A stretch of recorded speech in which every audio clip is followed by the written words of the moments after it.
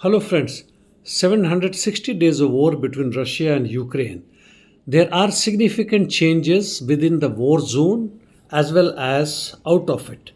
In southern war zone on Kherson front, Ukrainian presence continue in dachas at Antonovsky Bridge as well as Krinky Bridgehead.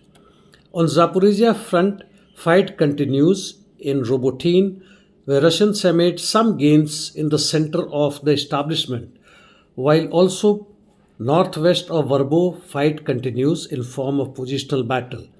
As far as Remivki salient is concerned, no changes. In north, on Belgorod and Sumy front, nothing special to report. Towards Kupian Soto direction, heavy fight continues for Sinkivka and positional battle towards Ivanovka and Tabaivka. Towards Liman direction, positional battle on Terny and Yampolovka front. Coming to east, north of Soledar Sivesk sector, fight continues in the southeast direction of Belgoroka.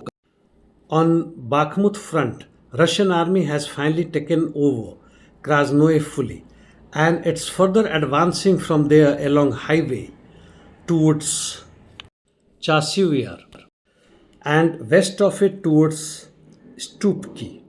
While fight for Bogdanovka continues, in southern flank Russian army made some gains towards Klishivka area. Avdiivka west of it fight continues on Berdichi, Orlovka and Tonenko line. In west of Tonenko, Russians advanced towards the forest belts at the eastern shore of Durma river between Orlivka and Berdichi. Orlivka too has fallen, and from here the Russians have started making advance towards Semyonovka. Battle for Berdichi continues, where Russians have gained only approximately 30% of the establishment. South of Avdiivka, fight is continuing for Pervomaisky, where Russians have captured almost 70%, and also towards Nevelsky, which it had captured fully, but after counter-attack by the Ukrainians, it holds approximately 90% only.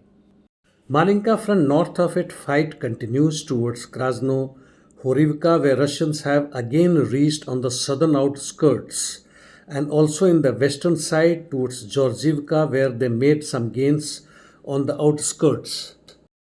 Ukrainians are continuing shelling towards Belgorod and adjacent region. Early morning today, they hit Sevastopol with more than 30 Storm Shadow missiles, causing some damages, while Russians are continuing their strategic bombings using Tu-95 and other UAVs like Zeraniums. They have hit Kiev as well as many parts of western Ukraine. Palestine Israel. In northern Gaza, IDF operation within Al Shifa hospital continues. No significant activities in central and southern Gaza. West Bank Israeli security forces continuing their routine raids, while Lebanon border and Red Sea. Nothing special to report. Zelensky has blamed Russia and Putin and scoundrels for the Masco terrorist attack.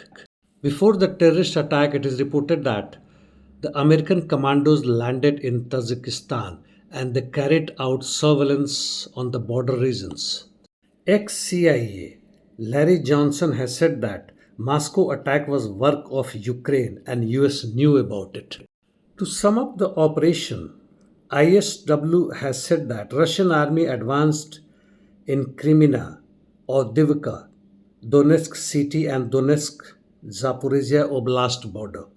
In the meantime, thousands of protesters gathered in Tel Aviv demanding early election as well as a deal for release of the hostages. In India, the political situation is heating up after the arrests of many opposition leaders, and mass protests is expected inside Delhi and adjacent regions and may spill over all over India, including by farmers and even by the working population. Well, that brings an end to my talk today. See you tomorrow, friends. Thank you.